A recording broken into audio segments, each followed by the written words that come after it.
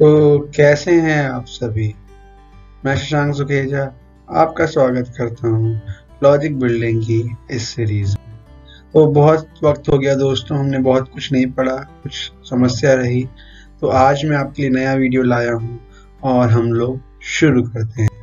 तो आज का वीडियो रहेगा लॉजिक बिल्डिंग के पहले स्ट्रक्चर में, इसमें हम लॉजिक बिल्डिंग करना सीखेंगे स्क्रैच से। तो आज हम इस सीरीज में देखेंगे कंडीशनल स्टेटमेंट्स को कैसे यूज करते हैं। तो हमने अपनी पिछली सीरीज में पढ़ा था कितने टाइप की कंडीशनल स्टेटमेंट्स होते हैं और कितने टाइप के लूपिंग स्टेटमेंट्स होते हैं। तो यहाँ हम कंडीशनल स्टेटमेंट्स को पढ़ेंगे डिटेल में। सबसे पहले वही कंडीशनल स्टेटमेंट्स होते क्या हैं। तो कंडीशनल स्टेटमेंट्स को बेसिकली हम वो स्टेटमेंट्स बोलते हैं जो हमारे डेटा का आउटपुट या डेटा को कंट्रोल करें। So these are those statements जिनसे हम अपना डेटा और आउटपुट कंट्रोल करें और फ्लो ऑफ डेटा मेंटेन करें। इसके आगे जब बढ़ेंगे तो सबसे पहला कंडीशनल स्टेटमेंट क्या आता है। तो कंडीशनल स्टेटमेंट से पहले होती कौन सी हैं, फिर से एक बार रिवाइज कर लेते हैं फटाक से। पहली होती है इफ स्टेटमेंट, दूसरी होती है इफ एल्स स्टेटमेंट, तीसरी होती है इफ एल्स इफ स्टेटमेंट और चौथी होती है स्विच केस। तो जो इस सीरीज में हमने डिस्कस की हैं वो 1 2 3 if statement, if else statement, if else if statement जो हमने डिस्कस करी है। स्विच इसलिए डिस्कस नहीं करी क्योंकि आजकल ये जो फॉर्मेट हो गया है वो पुराना हो गया है, जो कि सिर्फ C++ में पाया जाता है और बेसिकली ज़्यादा से ज़्यादा मैक्सिमम से मैक्सिमम यूज हम इफ एल्स इफ लैडर का करते हैं। सबसे पहला अपना एग्जांपल उठाते हैं इफ स्टेटमेंट का।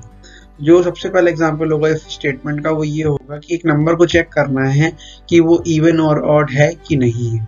बहुत लोगों ने प्रोग्राम अपने कॉलेज में अपने टीचर से सुना होगा कि एक नंबर को कैसे जज करें कि वो इवन है कि नहीं है। तो जैसे ही इवन और ऑड का मसला घूमता है, सबसे पहले हम लोग अपनी मैथमेटिक्स में जाके रिमाइंड करते हैं और हमको स्ट्राइक क्या करता है, हमको स्ट्राइक करता है कि इवन नंबर तो वो नंबर होते हैं जो 2 से डिवाइड हो जाएं। तो इवन नंबर तो वही नंबर होंगे जो 2 से डिवाइड हो रहे हैं। अब जब डिवाइड का शब्द आता है तो हमारे पास दो ऑपरेटर्स आते हैं जो हम कंप्यूटर साइंस में यूज करते हैं। वो दो ऑपरेटर्स होते हैं डिवाइड और मॉड्यूलस।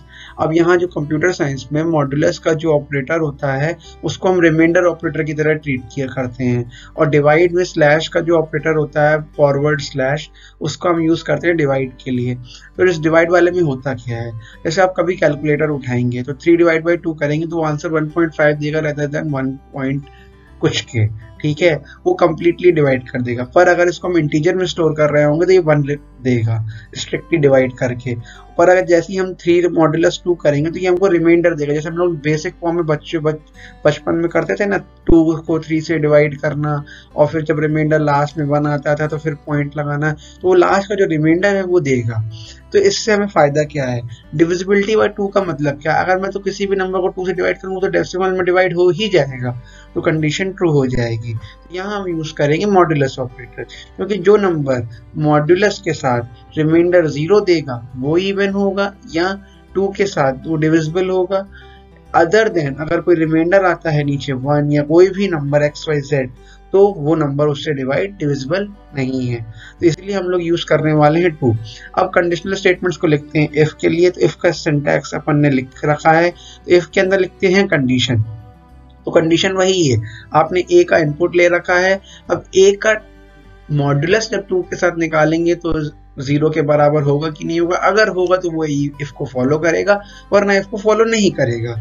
तो बेसिकली लॉजिक बिल्डिंग का हुआ क्या, पहले हमने प्रॉब्लम को तोड़ा। हमने प्रॉब्लम को कैसे तोड़ा कि इवन नंबर निकालना है, तो इवन नंबर की प्रॉपर्टी पढ़ी। प्रॉपर्टी पढ़ने से हमको ये पता चला कि इवन नंबर डिवाइड होते हैं 2 से, और डिवाइड होते हैं 2 से तो या तो उसका क्वोशिएंट निकल रहा होगा या तो रिमाइंडर निकल रहा होगा। तो हमने रिमाइंडर को पकड़ा। क्यों रिमाइंडर को पकड़ा, क्योंकि क्वोशिएंट डेसिमल में हो सकता है लेकिन रिमाइंडर डेसिमल में नहीं हो सकता है। तो अगर रिमाइंडर जो आता है वो 0 है तो मतलब हमारा नंबर डिविजिबल है। तो ये हमारी कंडीशन बन गई और हमने इससे अपने इनपुट को कंट्रोल कर लिया। अगर a 2 से डिवाइड हो पाता है तो वो इवन है। अगर इसको सिमिलर कंडीशन हमें और भी दिखाना है तो हम लोग यूज करेंगे इफ एल्स। इफ एल्स में क्या होता है, या तो इफ का ब्लॉक होगा, अगर कंडीशन ट्रू होगी तो इफ का ब्लॉक फॉलो होगा, और नहीं होगी तो एल्स का ब्लॉक होगा। पर जब सिंगल इफ यूज करते हैं तो उसके लिए अगर कंडीशन ट्रू नहीं होती है तो कोई भी एक्शन परफॉर्म नहीं होता है। तो इस तरीके से हम टू ब्रांच्ड ऑप्शंस देते हैं। जैसे अगर कंडीशन ट्रू हो तो इस ब्लॉक को फॉलो करो, अगर कंडीशन ट्रू ना हो तो एल्स ब्लॉक को फॉलो करो। जब हमारे पास मल्टीपल कंडीशंस होती है तब हम यूज करते हैं इफ एल्स इफ लैडर का। तो इफ एल्स इफ लैडर का एग्जांपल मैंने एक बेसिक से बना के रखा है, कैसे तो समझिएगा। अगर आपने इसको चेक करना है कि वो नंबर 6 से डिविजिबल है कि नहीं है, तो हमने सबसे पहले कर दिया मॉड्यूलस 6 से, तो वो बता देगा 6 से डिविजिबल है कि नहीं।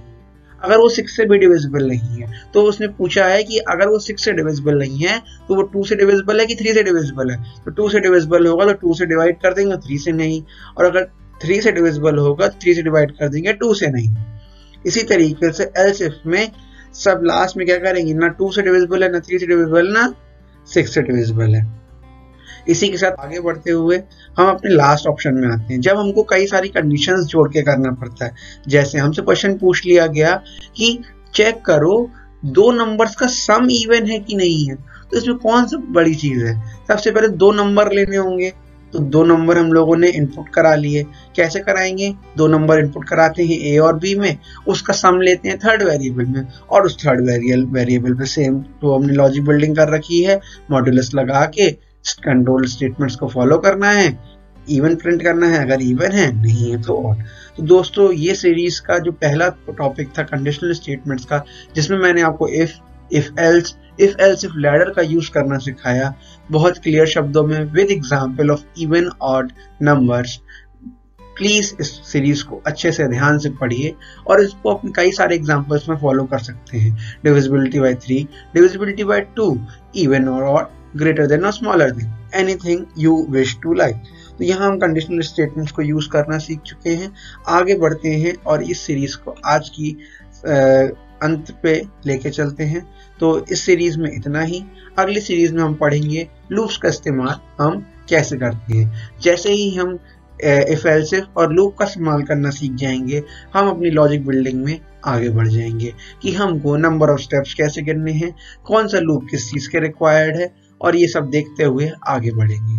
शुक्रिया। इसके साथ ही मैं आज की क्लास समाप्त करता हूँ। Thank you. इस वीडियो को लाइक, शेयर और सब्सक्राइब करना ना भूलें।